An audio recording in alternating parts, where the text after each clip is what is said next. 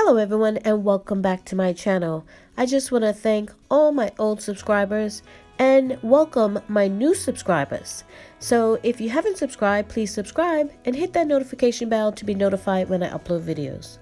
So in the coming weeks and months, I will be shifting gears slightly to be prepping for non-food items. I have been mainly focused on food items for the last little while, and well, probably a great while, and putting non-food items basically on the back burner. Still getting stuff here and there, but not at the forefront. Well, as of now, I will be mainly focused on non-food items. Things like toilet paper, paper towel, things like canning lids, and different things like that. So what I'm going to show you today is things I've already gotten, discuss things I want to prep in the future, and ideas for using these items. I decided probably about, I don't know, 6 months or so ago that I was going to start stocking up on non-food items. And when I say non-food items, I mean things like masks and wipes and just things we can't eat, basically. I had already stocked up pretty good on food items, and I was going to just beef up a little bit more, pun intended, on these cookbooks. Now, these are like pre-war, post-war, whatever you want. And they are just showing you how to cook with less. Simple, wholesome recipes that I can do. Like, say for instance, sugar was very scarce and I didn't have a lot of it. Well, that probably will never happen because I have like almost 200 pounds of sugar. But anyway, back to the subject. It shows you recipes that you can substitute other things instead of sugar, like carrots and that sort of stuff, in different recipes, or less sugar that you can cook for your family. I have one for baking, one for cooking, and this one is just an old round one. Now she was doing like poor man's meals, things like rice and beans and different things that we wouldn't normally eat, but it's a simple ingredients. So I figured that's what's nice to have should there ever be a rise for this kind of thing. That would be, I could look up and make a recipe with less ingredients. I found this at a like secondhand thrift store, if that's what it's called. It was like a Save-A-Lot. I don't know what it was. It was like a thrift store, basically. And they have different ingredients using Bisquick. I had never bought Bisquick until I started prepping it last year. And that's when I first bought Bisquick. I had never ever bought Bisquick before because I always made my pancakes and stuff, my biscuits from scratch. But this shows you different recipes that you can use. I can use that Bisquick for, so that's great to have. And then literally Jiffy. I thought that they only had the corn mix. I was like, well, this is the company actually sent this to me for free. You wrote into them and they had a form. They were giving away these for free. I never knew there were different types of Jiffy mix. I didn't know there was a cake Jiffy mix. I didn't know there was a what else was it? Different ones. One is banana mix. Like what? Banana muffin mix? I thought it was only or corn meal, whatever they called it, the original, like this one on the front. I didn't know there were different ones, which is crazy until I started reading this book. I was like, wow, they have a lot of different ones. They even have a baking mix, a buttermilk mix, buttermilk biscuits, the corn muffin mix. Now that's the one I know of. And look, they even have a pie crust mix and a pizza crust mix. It's like, wow.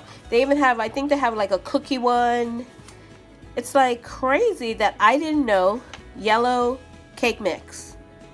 Wow. I did not know they had so many different Jiffy mixes, because again, I've only seen this one. I may have bought a box once or twice in my lifetime. I usually buy the other brand, but I figured this would be nice if I could even just substitute out something for the Jiffy mix. And then I bought one of these bushcraft books. Now, me and hubby both have a medical background, so we have that. But I'm always getting things like poison ivy mixed up. He is more versed in this sort of thing. We both have common sense, but I wanted a little bit more in depth. He is well versed in, say, like nuts and tying things and nature and different herbs and stuff like that. So I would like to get more versed in that. So I bought one of these, not to just sit on the shelf, but to actually read, because I would probably sit it on a shelf. But I actually started to read this one, brushing up on my skills. I bought another package of these the plant supports. I used them for my tomatoes, the other package I had. You can use them for all sorts of things, peppers, whole range of different beans, any kind of plant you want to support. And then I found these, and I thought these would be nice, because what I had done was I stopped using a roll of toilet paper, and it's small, and that's what I have in my to-go bag. So I think these would take up a lot less space. So I figured, why not? They try it. And they have these little portable containers in here that fits 10. So I got enough to go in everybody's to-go bag. Then the all-important 3M. I found these at Home Depot. So those were nice to have, I thought. And then some baby wipes. These are nice in your to-go bag. If you can't bathe or something like that, you can at least clean up a little bit. And I found a good deal on these, and I think I got about 8 or 10 cases of these, so that's nice to have on hand. Then I also want to, I have done some silver, and I've got some gold coming. Well, some, I mean as in one, because gold prices right now are... So silver, I found a good, better price on it than what is typically found, so I got some of that. And then how I do it is every payday I put aside whatever I can afford for that pay period, whatever it may be, $100, $50, $10, $20, $5, whatever it may be, and then at the end of the month it adds up. So here I have probably about $550, $600, and what I would do is add it all up, and that's how I would be able to buy my non-food preps. That's how I go about it. Basically, for everything. Can buy this non-essential stuff. It's aside from our food. This is what hubby's takes. Also mine. So we got ones that we don't have to have a whole couple of different ones. So it's nice that the two we have take the same thing. And he actually carries one for work as well, and also takes this. So basically there's 3 that take the same ones, and he would like to get, I should say, long one as well. And but right now the 3 that we take the same ones, which is good. So I found a great deal on these. We've actually not been using them. Well, last year, the only thing we did was our friend has a area we can go and practice. So we haven't been buying any in the last year and a half. Before 2020 prices went through the roof and this stuff started to disappear. So I stocked up on what I could afford at the time. And if he has any more, I will be going back and getting some more with what I have here. And also we have, so my hubby, little small 100 generators. So we're good there should the electric go out, I should say, come out.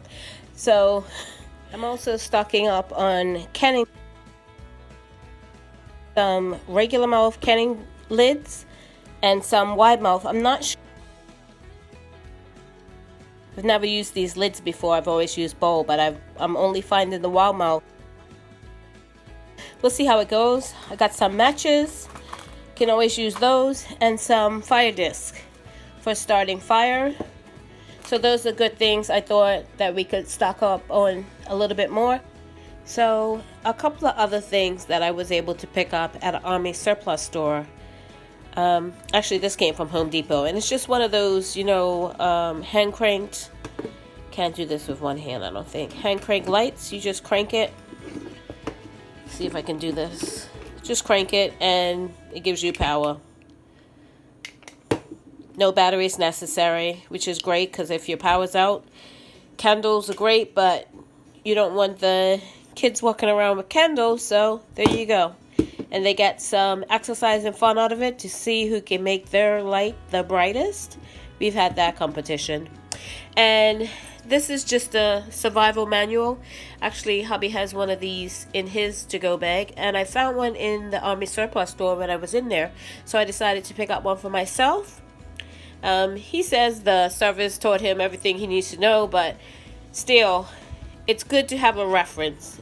Sometimes you could forget, or you know, you didn't know it in the first place. It's good to have a reference. And these, I don't know if you know what these are. They are little can openers. So I'm going to put one in everyone's to-go bag. So that's why I got 2 of the big ones and 2 of the small ones. Probably should have got an extra one, but I figured, oh well, maybe next time I'm out that way I'll get one. And they can also go on a key ring. That's what I'm thinking this hole is here, that it can go on a key ring. That's good. This looks like a hole down here too, but it's not. You can put it on a key ring and have it very accessible. We actually don't carry any kind of canned food in our to-go bags. We actually have a 5-gallon bucket which we have all our food in. So maybe I'll think about throwing a can of ready-to-eat food into our to-go bags too, because then if you needed to open it, these will come in handy. But yeah, just a couple of things I found at the Army surplus store, and you might want to check out that as a resource as well. So we got a little solar system going on thanks to LED Farmer 73. We were able to snag this for right around $100 for the 2 of them, and it's good to have because we have the rechargeable headlamps, and we were just charging them in our vehicles when we would go on camping trips, etc. So now we have a second power source where we can charge different things and run different appliances. So in the next coming weeks and months, I will be concentrating on non-food items like these things here. I will especially be trying to stock up on my canning lids because in the coming weeks when the garden comes in, I will be needing them, and I don't want to be caught out short having to run around and try and scrounge and find some canning lids. So even if I do see a deal on, say, meats, even with all of this, I will still get my food. I'm not going to push that to the side if I find a great deal that I can't pass up, because I can't pass it up, especially on meats and what's going on right now, because you know meats will be going up in price with everything that has been going on in the past couple of weeks. So I will be stocking up on non-food items, but I will also be keeping in mind and keeping a lookout for great deals on food items. Should anything come arise, should I get a great deal on any kind of can or any kind of meats, I will definitely not be passing that up. So non-food items like these things here, I will be stocking up on as a forefront, but also for my food item. So another idea you want to keep in mind for non-food items would be to use them as barter items. If you find a great deal on something, books, what have you, they would make a great barter items. Wipes especially, masks. When people could not find masks, if you had them, then great. Coins, silver, gold, any of these non-food items store great, last long, and can be great barter items should it come to that. You never know what somebody might need. Thank you so much for watching. If you haven't subscribed, please subscribe and hit that notification bell to be notified when I upload videos.